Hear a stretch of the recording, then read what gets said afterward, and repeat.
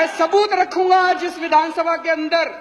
ये लोग मोदी जी को पैसा देते हैं और बदले में मोदी जी इनके खिलाफ इनकम टैक्स नहीं होने देते, नोटबंदी के पहले इन लोगों को बता देते हैं और इनका काम करवाते हैं। ये आज मैं सबूत लेके आया हूं जी।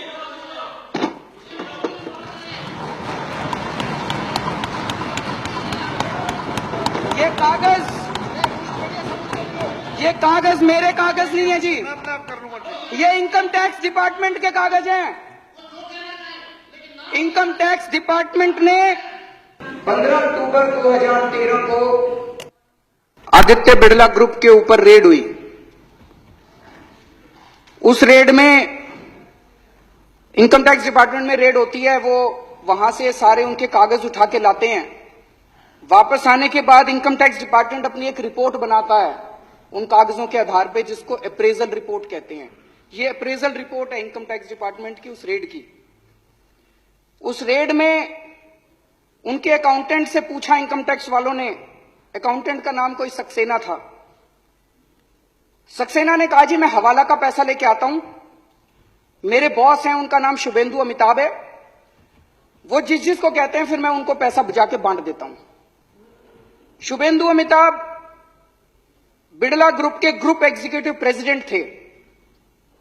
शुभेंदु अमिताभ के लैपटॉप, फोन, ब्लैकबेरी सब चेक किए गए तो उनके लैपटॉप से एक एंट्री मिली। ये एंट्री है 16 नवंबर 2012 की। इसमें लिखा हुआ है गुजरात सीएम 25 करोड़ रुपए। गुजरात सीएम के आगे 25 करोड़ रुपए, ब्रैकेट में लिखा है 12 डन, 12 दे दिए, रेस्ट क्वेश्चन मार्क। तो ये उसके बाद इनकम टैक्स डिपार्टमेंट ने अपनी एनालिसिस की है। ये उसकी एनालिसिस की कॉपी है।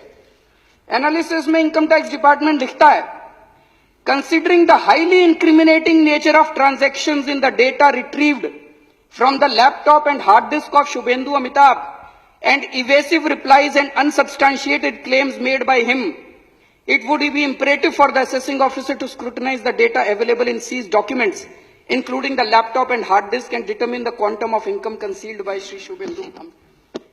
Appraisal report उसके बाद असेसिंग ऑफिसर के पास जाती है और असेसिंग ऑफिसर फिर 2 साल लगा के उसकी इनकम का असेसमेंट करता है, ऑर्डर करता है। अक्टूबर 2013 में रेड हुई थी। उसके बाद 6 महीने बाद इनकी सरकार आ गई तो असेसिंग ऑफिसर की हिम्मत नहीं थी जो इसकी जांच कर सके। उसके बाद तो इसकी कोई जांच नहीं हुई उसके बाद। और अब ये केस को रफा दफा करने की कोशिश की जा रही है। सेटलमेंट कमीशन में इस केस को भेज दिया और बहुत जल्दी ये केस खत्म होने वाला है। इस केस को रफा दफा करने की कोशिश की जा रही है। एक और बड़ी मजे की बात है, इसी रिपोर्ट के अंदर बिड़ला ग्रुप के जो पेंडिंग प्रोजेक्ट हैं गुजरात सरकार में, उनकी लिस्ट दी हुई है। इससे शक पैदा होता है कि आप ये पैसे ये काम करवाने के लिए दिए गए थे क्या। इसमें लिखा है, levy of stamp duty matter has been taken up at the principal secretary level and through the honourable chief minister's office, deputy collector stamp has been instructed from Gandhinagar not to initiate any action. मतलब कि मुख्यमंत्री दफ्तर, गुजरात के मुख्यमंत्री दफ्तर ने stamp duty ना लेने के आदेश दे दिए हैं। इनको गैस की जरूरत थी तो इसमें लिखा है गैस के लिए भी बात हो गई है।